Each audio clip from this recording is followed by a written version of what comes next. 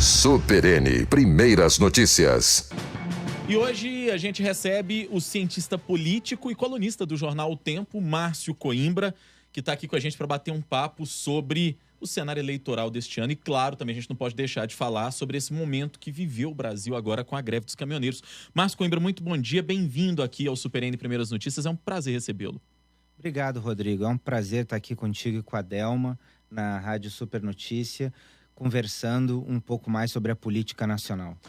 Pois é, Márcio hoje que divulgou um artigo, uma coluna no jornal O Tempo que fala sobre a questão da democracia ameaçada no Brasil. Agora há pouco a Raquel Faria, nossa comentarista, falou exatamente da questão desses pedidos de intervenção militar que tem proliferado, Márcio, no Brasil afora. Ela descartou essa possibilidade praticamente, falou que não existe mais espaço para isso no Brasil. Embora haja, como eu disse, esse tanto de pedido por aí, a gente vê isso com destaque, viu agora na greve dos caminhoneiros. E você trata exatamente disso hoje na sua coluna. Na sua avaliação, é também uma possibilidade irreal neste atual momento? Uma eventual intervenção, um eventual golpe militar? Rodrigo, eu acho que não existe essa ideia na cabeça do eleitorado hoje. Nós vivemos uma situação de crise muito forte no Brasil hoje. E essa crise levou as pessoas a começarem a questionar determinadas coisas, né? Mas, como o presidente Temer não tem autoridade, como essa autoridade dele vem se esvaindo ao longo do tempo, as pessoas colocam como se elas precisassem de um pouco mais de ordem no país. Então, na verdade, é o seguinte, nós temos um presidente extremamente fraco, nós vivemos numa situação de crise extremamente séria, é uma crise que começou lá no governo Dilma, que se estende pelo governo Temer, e aqui eu acho que vale ressaltar uma coisa, não são dois governos distintos. Foram eleitos juntos, eles têm uma continuidade, nós vemos que a escolha agora do presidente da Petrobras, sendo um ex-diretor levado pelo Aldemir Bendini, e já era parceiro do Aldemir Bendini quando ele era presidente do Banco do Brasil, nós vemos que pessoas-chave da administração Dilma têm colocações de destaque no governo Temer.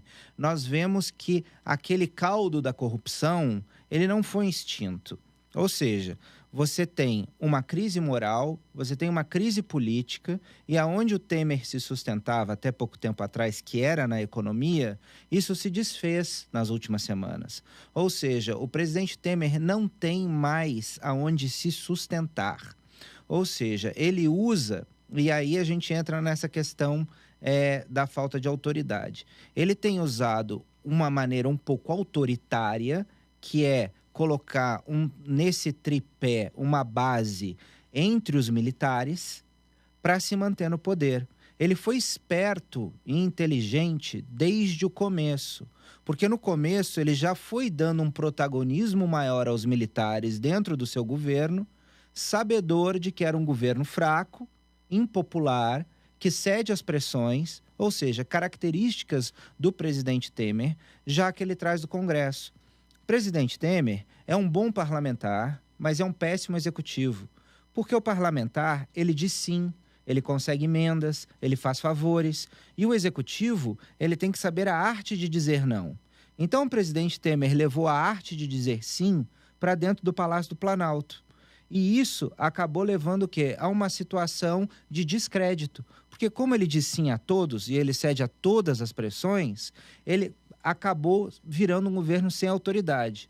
A autoridade que ele tem foi trazida por o quê? Por esse tripé que ele trouxe, por essa base que ele trouxe dentro dos militares. Ou seja, dando um protagonismo para os militares, instituindo esses decretos de garantia de lei e da ordem, intervenção militar no Rio de Janeiro, intervenção federal com os militares, né, no Rio de Janeiro. Agora nós vemos os militares nas ruas para fazer valer o acordo que foi feito com os caminhoneiros. Ou seja, tudo isso é muito perigoso. Além de, uma coisa que pouco se falou, o ministro da Defesa hoje é um militar. E a essência da criação do Ministério da Defesa acima das pastas militares é você colocar as pastas militares sob a coordenação civil. Ou seja, o presidente Temer, ele subverteu essa lógica. E isso é uma coisa muito ruim para a democracia. Os militares têm que estar com um poder civil acima deles, como ocorre em todas as nações desenvolvidas do mundo. Nos Estados Unidos, nós temos secretário de defesa que é um civil, acima dos chefes militares. E no Brasil, o presidente Fernando Henrique trouxe essa inovação, que foi, de certa forma, perdida agora. Então, um presidente fraco, que cede às pressões, que coloca um tripé sempre para se sustentar nos militares, ele não é um governo que tenha uma força, digamos assim, política. Ele até tinha uma força política no Congresso. Mas veja bem, nós temos uma crise moral e nós temos uma crise econômica. Isso é o que nós chamamos na política de tempestade perfeita. Essa crise política, e moral e econômica que nós temos no Brasil hoje, ela leva o eleitorado a uma descrença enorme no sistema. E essa descrença enorme no sistema é que leva as pessoas a pensarem em uma intervenção militar. As pessoas não imaginam como é difícil sair de uma intervenção militar. A ausência de liberdade, a ausência de democracia. Márcio, as mas pessoas como estão que isso querendo reflete ordem lá fora? Desculpa te interromper, Claro. só para pegar o gancho. Mas como é que isso reflete, por exemplo, lá fora? Porque já é nítida a insegurança que investidores de fora têm aqui no país. Isso por causa da questão econômica, mas é no momento que aparece agora o povo clamando por intervenção militar, mesmo às vezes parecendo que não entende realmente o que isso significaria, o que viria junto no pacote, né? Você que também é especialista em política internacional, como é que o Brasil fica sendo visto lá fora, num quadro como esse, num cenário como esse que a gente tem hoje? O Brasil, na realidade, ele não tem sido bem visto lá fora, porque você tem, de um lado, esse clamor pela intervenção militar. E, de um outro lado, você tem, diante da deterioração do nosso quadro político, uma enorme incerteza de quem vai ser o próximo presidente da República. E como no Brasil o Estado tem uma posição seminal e estratégica na economia, isso acaba levando que aquele que é escolhido presidente tem enorme influência nos destinos da nação. Nós temos nações que têm menor intervenção econômica, aonde a escolha política não interfere tanto na vida das pessoas. Como no Brasil, nós temos muitas estatais, muitos funcionários públicos, ou seja, a decisão de quem vai comandar o Estado acaba tendo uma enorme diferença na economia. Então, para o investidor estrangeiro, para a frente internacional, se precisa sempre de previsibilidade. E o que o Brasil menos sabe entregar na sua história é previsibilidade. Ou seja, essas mudanças de curso, seja por não saber quem vai ser o próximo presidente tanto pode ser um candidato de esquerda, como pode ser um candidato de direita, como pode ser um candidato com ideias mais liberais ou com ideias mais intervencionistas, nós não sabemos. Ou seja, isso gera uma incerteza muito grande para os investidores. E essa incerteza para os investidores é muito ruim para o investimento no país, para a geração de emprego e vários outros desdobramentos. Esse cenário que você está apontando, Márcio, favorece a criação ou a eleição, melhor dizendo, de um outsider, na onda até do que a gente viveu agora em 2016, com prefeitos como até o de Belo Horizonte, aqui Alexandre Calil, prefeito de São Paulo, João Dória. Favorece essa possibilidade, essa criação de alguém ali que se diz apolítico, entre aspas? Rodrigo, eu escrevi na minha coluna no Tempo, há uns meses atrás, sobre os ciclos de 30 anos. O que isso significa? Significa que neste período que nós estamos vivendo agora, nós vivemos um período de renovação da política. O que significa isso? Significa que a cada 30 anos nós passamos por uma mudança de fundo na política brasileira, como uma espécie de troca geracional, uma mudança institucional.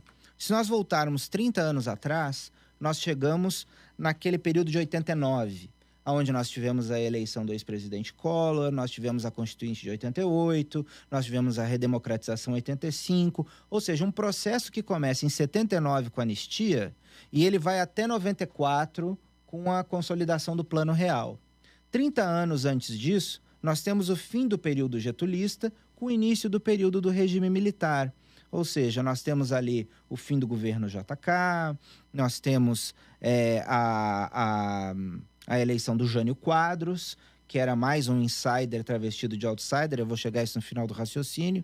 E 30 anos antes, nós tivemos a aliança do Antônio Carlos de Andrada, aqui em Minas Gerais, presidente de Minas na época, com o presidente do Rio Grande do Sul, que era o Getúlio Vargas, e o presidente da Paraíba, que era o João Pessoa, né?